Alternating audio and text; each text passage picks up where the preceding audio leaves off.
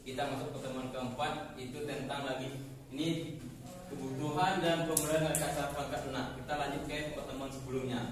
Sebelumnya kita membahas tentang UML. Nah, pertemuan ini kita membahas tentang topiknya adalah kebutuhan dan pemodelan dalam rekayasa perangkat lunak. Di sini sebelum Bapak masuk ke pertemuan sekarang, Bapak melakukan evaluasi pertemuan sebelumnya. Nah, di sini mungkin dalam proses evaluasi ini Pak janji minggu kemarin sebelum kita masuk mata kuliah atau pertemuan selanjutnya, Bapak akan ngasih kuis dalam proses evaluasi pembelajaran. Yang pertama ada yang Pak kasih kuis nih. Boleh, Pak? Ya, boleh? Boleh.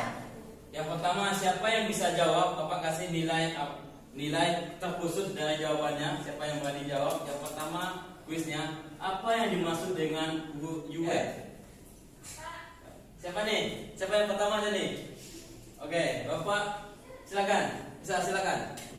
UML adalah sekumpulan alat yang digunakan untuk melakukan abstraksi perangkat terhadap sebuah sistem atau perangkat lunak berbasis objek. Ya, betul. Oke.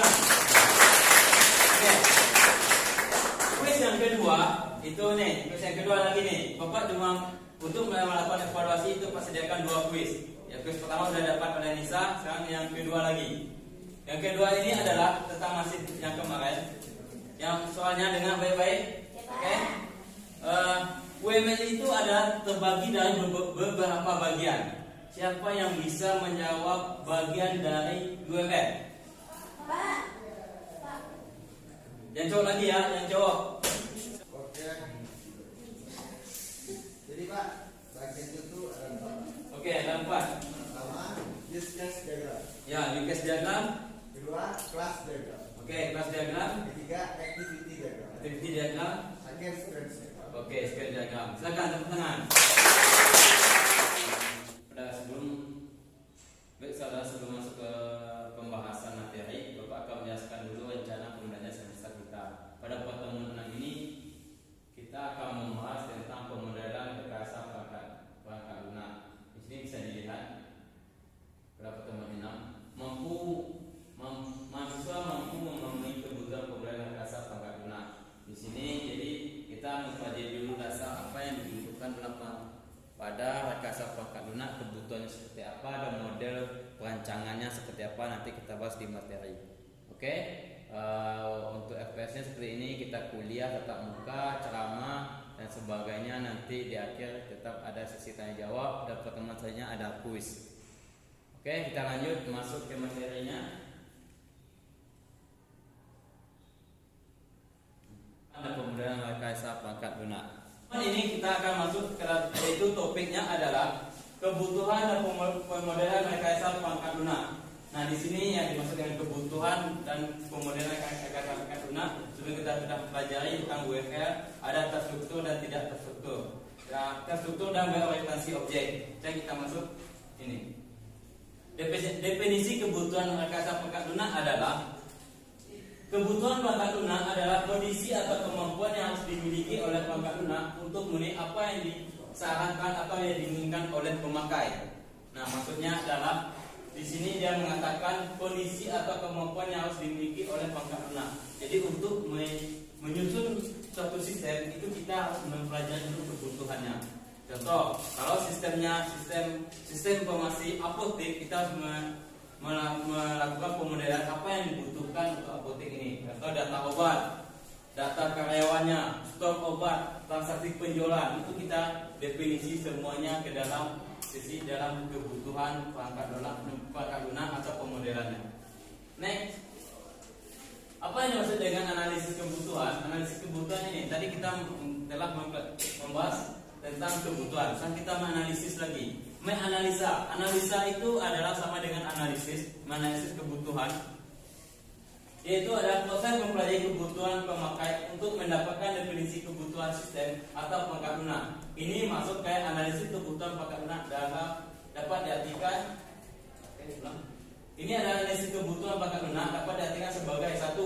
Proses mempelajari kebutuhan pemakai untuk mendapatkan definisi kebutuhan sistem atau perangkat lunak.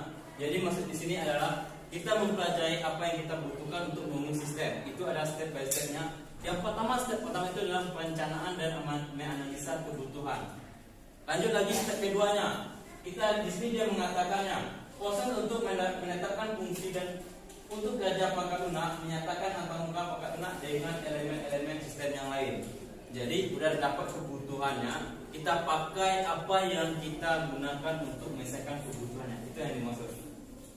Oke? Zah, paham ini? Kebutuhan. Lanjut. Oke. Jenis kebutuhan lagi. Kita masuk ke jenis kebutuhan. Secara kategoris ada 3 buah jenis kebutuhan pangkat lunak. Yang pertama kebutuhan fungsional. Maksudnya sama tadi, nggak jauh dari kebutuhan tadi, kita masih berbicara tentang kebutuhan. Bahwasanya kita membutuhkan apa yang kita butuhkan dalam membangun sistem. Bapak kasih contoh tadi dalam apotek. Jadi di apotek itu kita menganalisa apa yang dibutuhkan di saat sistem itu akan dibangun. Di sini dia mengatakan kebutuhan fungsional, yaitu kebutuhan pokok.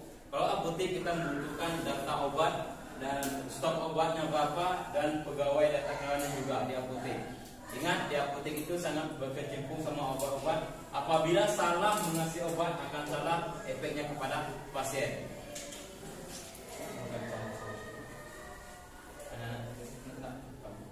Apa ini? Oke. Lanjut. Di jenis kebutuhan yang kedua adalah kebutuhan atau muka. Di sini dia katakan atau muka itu kita jelas kebutuhan apa yang kita butuhkan. Ternyata kebutuhan untuk kerja. Ini kebutuhan fungsional, maksudnya di sini bisa kita lihat pangkatnya. Kebutuhan atau muka adalah kebutuhan yang menghubungkan pangkat lunak dengan elemen pangkat keras atau pangkat lunak atau dengan sistem basis data. Itu jelas hubungannya. Itu masuk ke dalam kebutuhan atau muka. Selanjutnya kebutuhan unit kerja. Jadi ingat, kebutuhan itu definisi kebutuhan tadi dia memerlukan 3 tahap. 3 tahap yang ketiganya adalah kebutuhan untuk kerja. Di sini dia mengatakan kebutuhan yang menetapkan karakteristik untuk kerja yang harus dimiliki oleh pangkat lunak seperti kecepatan, ketepatan, dan frekuensi. Contohnya waktu tanggal penyajian informasi maksimal selama 1 menit. Contoh di dalam apotek tadi, kalau kita mencari data obat paracetamol itu kita langsung bisa lihat di base system. Itu kurang lebih dari 1 menit kita mendapat. Bahwasanya paracetamol ini stoknya ada 100 biji atau 100 packs. Jadi kita jual 50 masih ada stoknya. Jangan sampai di saat pasien bertanya dia butuhnya, kita tidak bisa memiliki stok. Oke, lanjut. Ini tahap analisa kebutuhan. Secara teknis pelaksanaan, pekerjaan analisis kebutuhan pangkat lunak itu pada dasarnya terdiri dari urutan yang pertama mempelajari dan memahami persoalan. Jadi untuk membangun sistem dalam kasa pangkat lunak itu kita pahami dulu kebutuhan seperti apa. Masalah di lapangan itu seperti apa, baru kita dapat solusinya, baru kita bisa merangkai membuat sistem. Setelah kita mendapatkan persoalan di lapangan, kita melakukan mengidentifikasi kebutuhan pemakai. Masalah kita sudah dapat, kebutuhan apa yang kita pakai lagi, apa yang harus kita pakai untuk menyelesaikan masalah yang pertama kita temukan.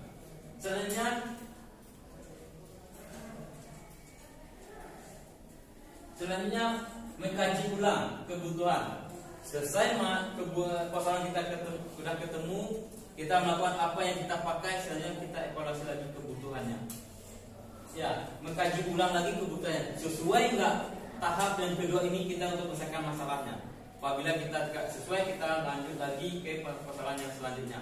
Kalau nggak cocok, kita cari solusi yang baik, mengkaji ulang lagi. Itu yang maksud dengan mengkaji ulang. Selanjutnya baru kita membuat dokumen yang kita butuhkan dalam perancangan sistem. Ini kebutuhan bagi memahami persoalan, ini penjelasannya. Kita lanjut ke Oke. Nah, di dalam kebutuhan ini kita ingat ada 4 step yang harus kita lakukan. Yang pertama, mengkaji dulu apa masalah yang kita butuh. Selanjutnya, metode apa yang kita pakai.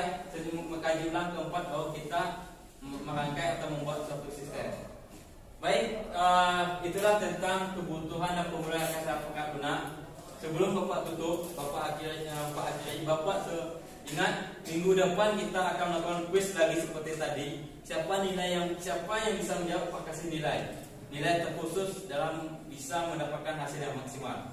Baik, ini penjelasannya. Kalau ada pertanyaan silakan bertanya. Nanti kalau bisa Bapak jawab. Kalau nggak bisa nanti kita diskusikan minggu depan. Oke? Siapa? Ya, di tangan aja. Kalau bertanya itu tidak mau banyak deh, banyak Boleh, tidak mau Anda dulu apa yang saya? Boleh Pak. Tadi Bapak menjelaskan ada jenis-jenis kebutuhan Pak. Apa boleh dijelaskan kembali masing-masing definisi dari jenis tersebut Pak? Tadi Bapak menjelaskan tentang perangkat lunak. Coba Bapak jelaskan lagi apa itu kebutuhan perangkat lunak, Pak? Pak, saya mau menanyakan Pak, tadi Bapak kan menjelaskan ada 5 tahapan analisis kebutuhan. Gimana kalau salah satu dari 5 tersebut tidak dijalankan Pak? Terima kasih Pak. Jadi yang dimaksud dengan tadi ada jenis kebutuhan. Ini pertanyaan sangat bagus. Kita sangat mempelajari itu apa itu kebutuhan dan pemodelannya. Pertanyaan dari Hamdan ini adalah apa yang seandainya nih, ini yang ketiga. Jenis kebutuhannya ada 3. Apabila pengertiannya Hamdan, ya apa yang dimaksud dengan jenis ini dari 3 jenis kebutuhan ini. Baik, apa akan menjelaskan ulang? Kalau seandainya tidak paham nanti langsung aja pertanyaan langsung di foto pembicaraan Pak. Silakan. Ini yang pertama, kebutuhan fungsional. Maksud di sini adalah kebutuhan fungsional adalah disebut juga kebutuhan operasional, yaitu kebutuhan yang berkaitan dengan fungsi dan proses transformasi yang harus mampu dikerjakan oleh perangkat lunak. Perangkat lunak yang harus itu semua penyimpan semua rincian data pesanan pelanggan. Di sini yang maksudnya semua yang ada kebutuhan itu dikelompokkan ke jenis kebutuhan fungsional. Jadi apapun kebutuhan user, apapun kebutuhan untuk bangun sistem itu ada masuk ke jenis kebutuhan fungsional. Kalau apotek tadi jenis kebutuhannya adalah fungsionalnya adalah data obat dan data stoknya berapa kita harus jelas, itu yang pertama dulu. Karena jangan sampai salah bahwasanya data obat yang kita miliki tidak sesuai sama stok obat yang kita miliki. Oke, itu yang jenis yang pertama. Jenis yang kedua, kebutuhan antarmuka. Maksudnya adalah kebutuhan antarmuka menghubungkan perangkat lunak dengan elemen perangkat keras, perangkat lunak atau basis data. Contoh, kita mendapatkan di apotek itu ada data obat. Itu adalah kebutuhan antarmukanya adalah kita menyimpan data obat itu ke dalam database. Itu disebut dengan jenis kebutuhan antarmuka. Dan yang ketiga dan yang terakhir itu adalah jenis kebutuhan untuk kerja. Di sini dia mengatakan kebutuhan yang menyatakan karakteristik untuk kerja yang harus dimiliki oleh perangkat lunak seperti kecepatan, atau frekuensi. Nah, ini adalah kebutuhan yang sangat inti. Kenapa? Data yang kita perlukan itu harus lebih akurat, lebih efektif dan lebih efisien. Kalau kita memiliki data obatnya adalah 50, data obat contoh obat A, paracetamol stok kita 50. Di saat orang membeli 60, kita sudah mengetahui bahwa stok kita tidak mencukupi. Itu yang disebut dengan kebutuhan untuk kerja. Baik, itu yang Pak jelaskan tadi yang ditanya sama Hamdan. Ada yang ditanyakan lagi Hamdan?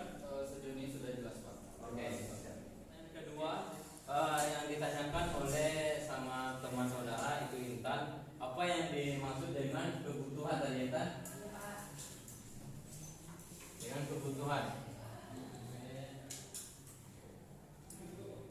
Nih, apa yang dimaksud dengan kebutuhan perangkat lunak? Seperti ini Intan. Kebutuhan perangkat lunak itu adalah kebutuhan yang harus kita miliki lebih awal dulu. Sebelum kita mengangkat sistem, kita harus memiliki kebutuhannya. Apa itu kebutuhan yang harus kita miliki dulu? Kita harus menganalisa sistem dan permasalahan yang kita butuhkan. Maksudnya itu. Ini Pak jelaskan yang kebutuhan perangkat lunak yang sudah Pak jelas tadi itu adalah kondisi atau kemampuan yang harus dimiliki oleh perangkat lunak untuk memenuhi apa yang disyaratkan atau yang diinginkan oleh pemakai. Jadi maksud ini kita harus mengetahui dulu pemakai itu mau sistem yang seperti apa. Kalau dia seandainya dia maunya simple atau contoh ada offline, ada online, kita bisa tanyakan sama pemakai atau user atau konsumennya. Kalau konsumennya membutuhkan saya maunya offline Bu. Jadi kita harus menyesuaikan aplikasi yang berbasis website, harus ada domain dulu, harus internet hosting, dan memiliki siapa yang akses yang lebih cepat. Kalau dia membutuhkan aplikasinya offline, kita bisa menggunakan aplikasi kita tanamkan ke dalam komputer yang dia butuhkan. Itu gimana Intan? Paham? Untuk sejauh ini jelas Pak. Baik, yang pertanyaan ketiga itu dari pertanyaan saya bertanya tadi tentang kalau seandainya ini ada beberapa tahap analisa kebutuhan itu ada 4. Apabila salah satunya tidak ada ya saya.